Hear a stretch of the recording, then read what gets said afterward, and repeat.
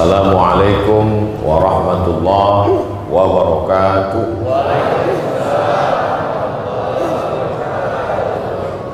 Alhamdulillahi wa kafa, wassalatu wassalamu ala al-habibil mujtaba wa ala alihi wa ashabihi ahli sidqi wal wafa.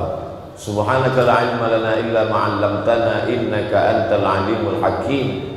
Rabbi shrah li sadri wa yassir li amri wa hlul 'uqdatam min lisani yafqahu qawli.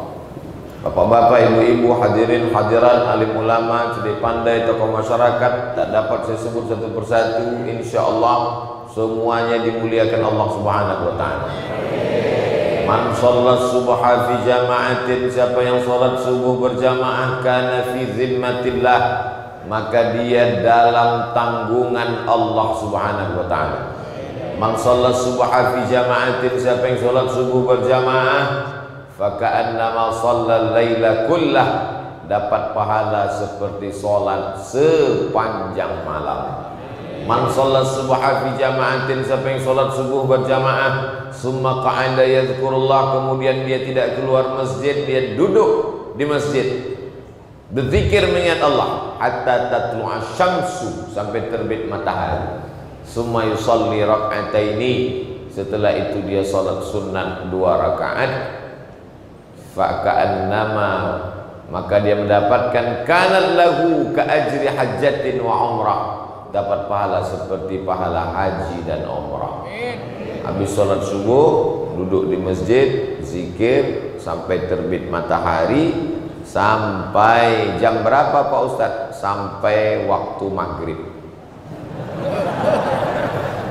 Maghrib kita jam 6.22, 18.22, berarti tausiah subuhnya sampai jam 6.22 kalau pesawatnya tidak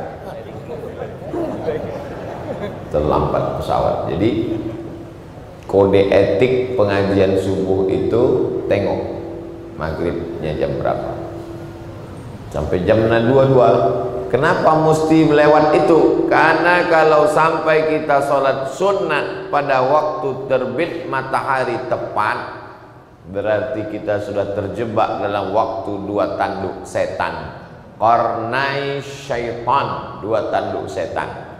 Sebelum matahari tenggelam, matahari terbit, tergelincir matahari. 3 waktu yang terlarang, karena 3 waktu itu dipakai untuk menyembah Lata, Uzza, Manat, Hubal, Jibti, Taghut, Naham, nama Tuhan tu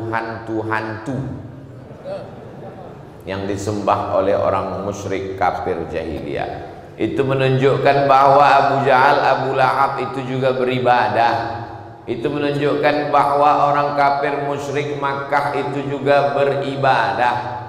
Jadi kalau ada hari ini orang yang tidak beribadah, berarti lebih parah daripada Abu Jahal dan Abu Lahab.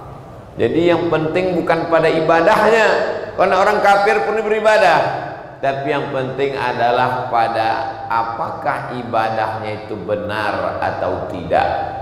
Maka ketika dia mempersekutukan Allah, menyembah kepada selain daripada Allah, lain asyrakta, kalau kau persekutukan aku, kata Allah, kau sembah selain aku, la yahbatanna amaluka, maka semua amal-amalmu gugur seperti pohon rindang, daunnya kering, dihembus angin, hilang, tak bermakna.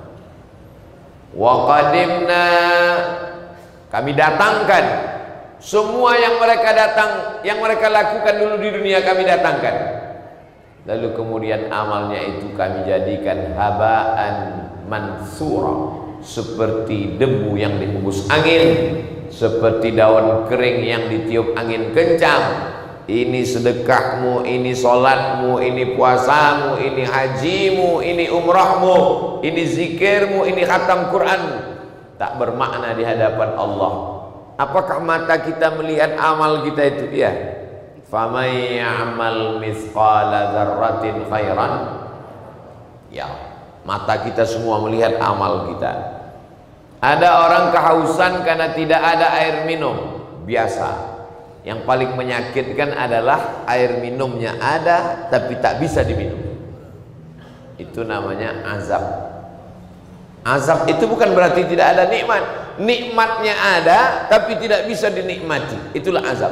Azab artinya al-man'u, tercegah untuk menikmati sesuatu. Istrinya ada tapi tak bisa dinikmatinya. Kenapa? Karena dia sakit. Itu azab. Mudah-mudahan kita sehat semua. Dari bunyi aminnya seperti ketakutan. Siapa yang berani menghadapi penyakit? Penyakit itu adalah ujian. Tapi ketika Allah berkehendak, tidak ada yang bisa menolak kehendak Allah. Orang beriman tidak pernah takut. Kenapa? Karena dalam setiap yang datang tidak dia sukai itu, asa an takrahu syai'an, boleh jadi engkau benci sesuatu, wa yaj'alallahu fihi khairan katsira. Kau benci sesuatu, tapi di dalam kebencian itu ada banyak kebaikan. Orang tidak suka sakit, benci dia sakit, benci dia jantung koroner, benci dia diabetes meletus, benci dia asam urat, benci dia kanker. Tapi di dalam kebencian itulah sujudnya akan lebih lama. Orang kalau sakit itu sujudnya lama. Ya Allah, lama. Begitu sehat, pas macam stempel kantor pos. Orang kalau sedang sakit di rumah sakit, tangannya memetik tasbih, astagfirullah, subhanallah, Allahu akbar, Allahumma sholli. Begitu sehat, langsung handphone. Itu menunjukkan lebih baik sakit apa sehat? Bingung. Lebih baik sehat mengingat Allah, lebih baik sakit mengingat Allah. Sakitnya siapa?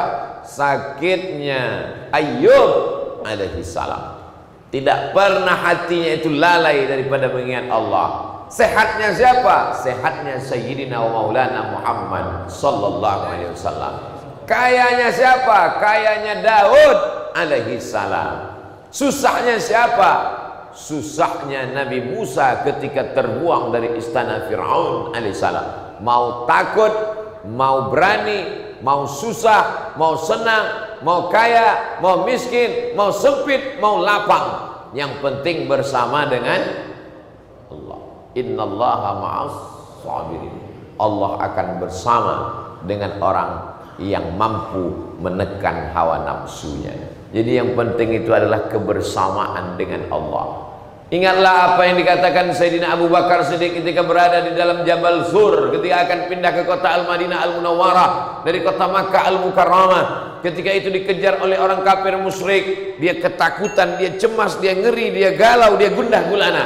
Apa kata Nabi SAW? Ma dhannuka bisnaini, kalau kau sangka kita di dalam gua ini cuman berdua, fallahu thalithuhuma, maka ada Allah bersama kita.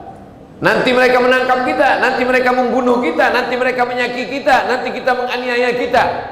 La tahzan, innallaha ma'ana.